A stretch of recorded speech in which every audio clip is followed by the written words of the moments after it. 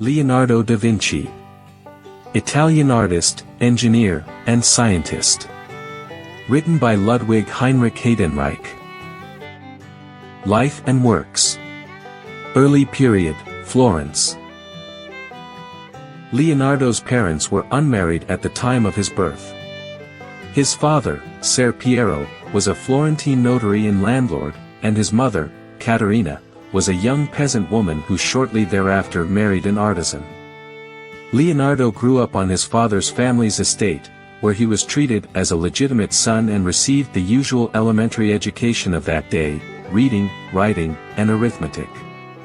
Leonardo did not seriously study Latin, the key language of traditional learning, until much later, when he acquired a working knowledge of it on his own. He also did not apply himself to higher mathematics, advanced geometry and arithmetic, until he was 30 years old, when he began to study it with diligent tenacity. Leonardo's artistic inclinations must have appeared early. When he was about 15, his father, who enjoyed a high reputation in the Florence community, apprenticed him to artist Andrea del Verrocchio.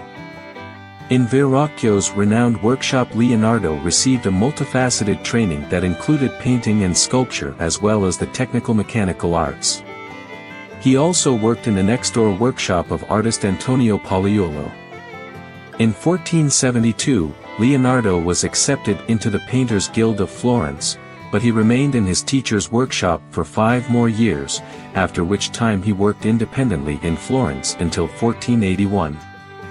There are a great many superb extant pen and pencil drawings from this period, including many technical sketches, for example, pumps, military weapons, mechanical apparatus, that offer evidence of Leonardo's interest in and knowledge of technical matters even at the outset of his career. First Milanese period, 1482 to 1499. In 1482, Leonardo moved to Milan to work in the service of the city's duke, a surprising step when one realizes that the 30-year-old artist had just received his first substantial commissions from his native city of Florence, the unfinished panel painting Adoration of the Magi for the monastery of San Donato a Scopedo and an altar painting for the St. Bernard Chapel in the Palazzo della Signoria, which was never begun. That he gave up both projects seems to indicate that he had deeper reasons for leaving Florence. It may have been that the rather sophisticated spirit of Neoplatonism prevailing in the Florence of the Medici went against the grain of Leonardo's experience-oriented mind and that the more strict, academic atmosphere of Milan attracted him. Moreover, he was no doubt enticed by Duke Ludovico Sforza's brilliant court and the meaningful projects awaiting him there. Leonardo spent 17 years in Milan, until Ludovico's fall from power in 1499. He was listed in the register of the royal household as Pictor et Ingenierius Ducalis, painter and engineer of the Duke. Leonardo's gracious but reserved personality and elegant bearing were well received in court circles. Highly esteemed, he was constantly kept busy as a painter and sculptor and as a designer of court festivals. He was also frequently consulted as a technical advisor in the fields of architecture, fortifications, and military matters, and he served as a hydraulic and mechanical engineer. As he would throughout his life, Leonardo set boundless goals for himself. If one traces the outlines of his work for this period, or for his life as a whole, one is tempted to call it a grandiose unfinished symphony. As a painter, Leonardo completed 6 works in the 17 years in Milan. According to contemporary sources, Leonardo was commissioned to create 3 more pictures, but these works have since disappeared or were never done. From about 1483 to 1486, he worked on the altar painting the Virgin of the Rocks, a project that led to 10 years of litigation between the Confraternity of the Immaculate Conception, which commissioned it, and Leonardo. For uncertain purposes, this legal dispute led Leonardo to create another version of the work in about 1508.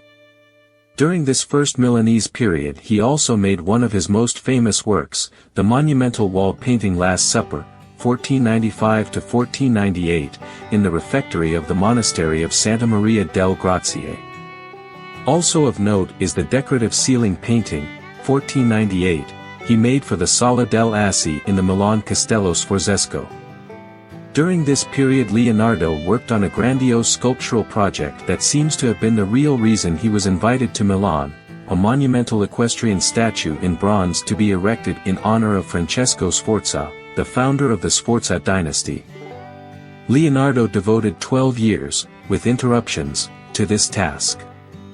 In 1493 the clay model of the horse was put on public display on the occasion of the marriage of Emperor Maximilian to Bianca Maria Sforza, and preparations were made to cast the colossal figure, which was to be 16 feet high. But, because of the imminent danger of war, the metal, ready to be poured, was used to make cannons instead, causing the project to come to a halt. Ludovico's fall in 1499 sealed the fate of this abortive undertaking, which was perhaps the grandest concept of a monument in the 15th century. The ensuing war left the clay model a heap of ruins. As a master artist, Leonardo maintained an extensive workshop in Milan, employing apprentices and students. Among Leonardo's pupils at this time were Giovanni Antonio Boltraffio, Ambrogio da Predis, Bernardino da Conti, Francesco Napolitano, Andrea Solari, Marco Diagiono, and Salai. The role of most of these associates is unclear, leading to the question of Leonardo's so-called apocryphal works, on which the master collaborated with his assistants. Scholars have been unable to agree in their attributions of these works. Second Florentine period of Leonardo da Vinci, 1500 to 1508. In December 1499, or at the latest January 1500, shortly after the victorious entry of the French into Milan, Leonardo left that city in the company of mathematician Lucas Pacioli. After visiting Mantua in February 1500, in March he proceeded to Venice, where the Signoria, governing council, sought his advice on how to ward off a threatened Turkish incursion in Friuli. Leonardo recommended that they prepare to flood the menaced region. From Venice he returned to Florence, where, after a long absence, he was received with acclaim and honored as a renowned native son. In that same year, he was appointed an architectural expert on a committee investigating damages to the foundation and structure of the Church of San Francesco al Monte. A guest of the Servite order in the cloister of Santissima Annunziata, Leonardo seems to have been concentrating more on mathematical studies than painting, or so Isabella d'Este, who sought in vain to obtain a painting done by him, was informed by Fra Pietro Novelleria, her representative in Florence. Perhaps because of his omnivorous appetite for life, Leonardo left Florence in the summer of 1502 to enter the service of Cesare Borgia as senior military architect and general engineer.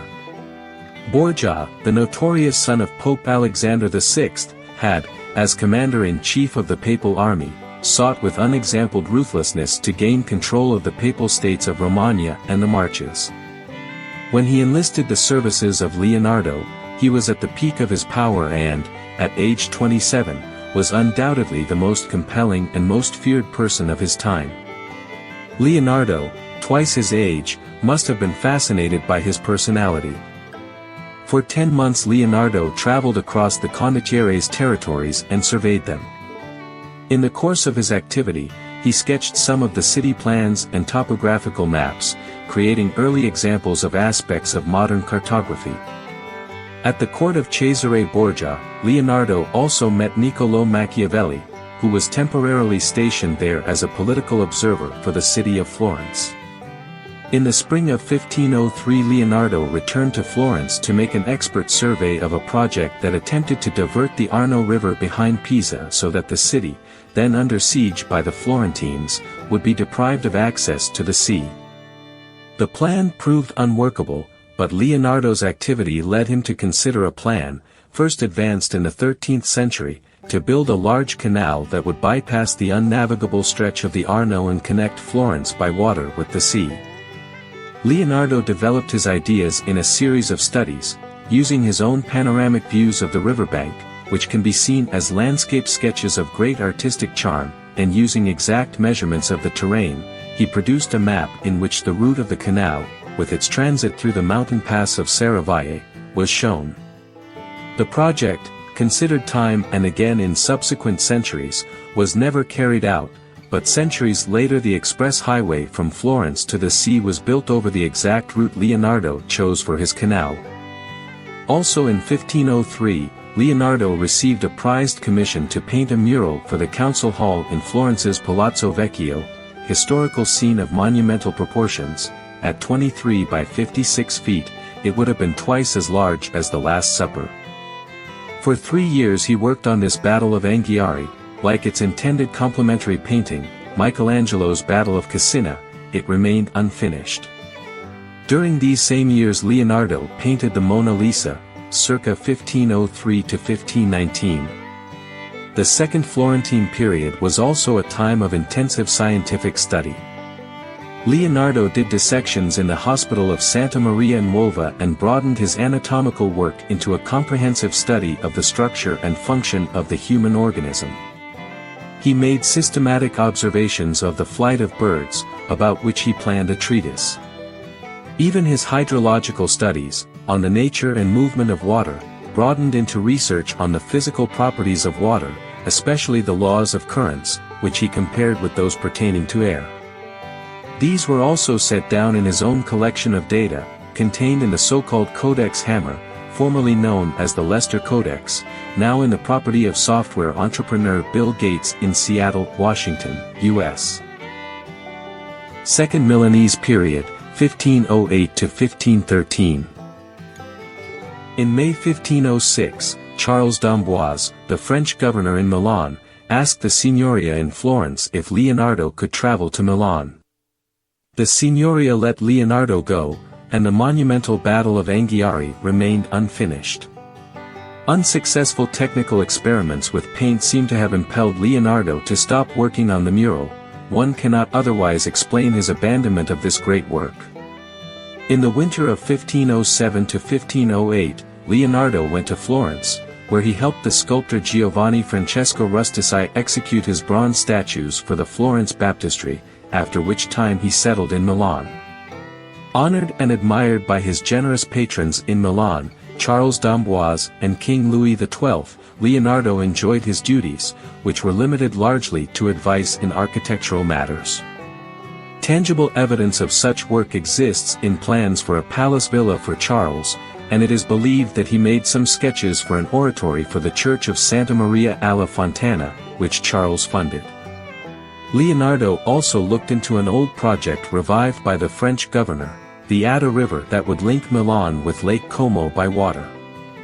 During this second period in Milan, Leonardo created very little as a painter.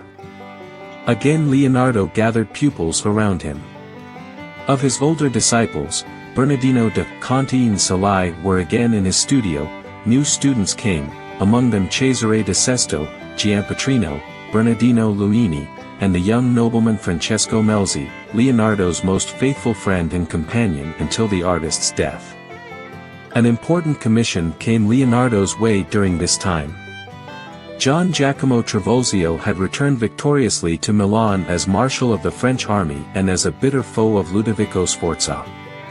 He commissioned Leonardo to sculpt his tomb, which was to take the form of an equestrian statue and be placed in the mortuary chapel donated by Trivulzio to the Church of San Nazaro Maggiore.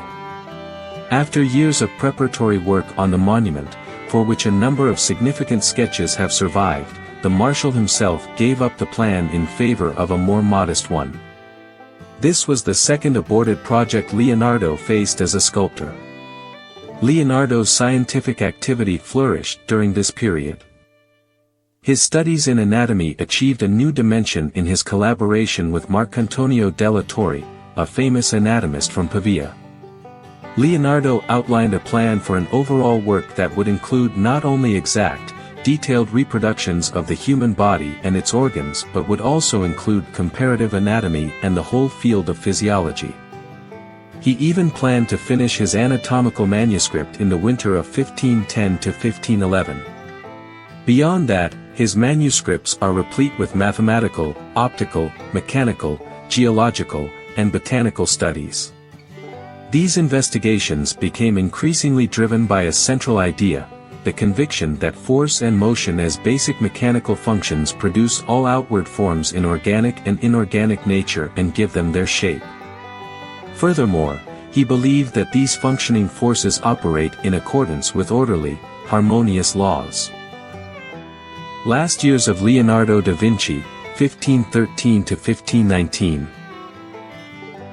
In 1513, political events, the temporary expulsion of the French from Milan, caused the now 60-year-old Leonardo to move again. At the end of the year, he went to Rome, accompanied by his pupils Melzi and Salai as well as by 2 studio assistants, hoping to find employment there through his patron Giuliano de' Medici, brother of the new pope, Leo X. Giuliano gave him a suite of rooms in his residence, the Belvedere, in the Vatican. He also gave Leonardo a considerable monthly stipend, but no large commissions followed. For 3 years Leonardo remained in Rome at a time of great artistic activity.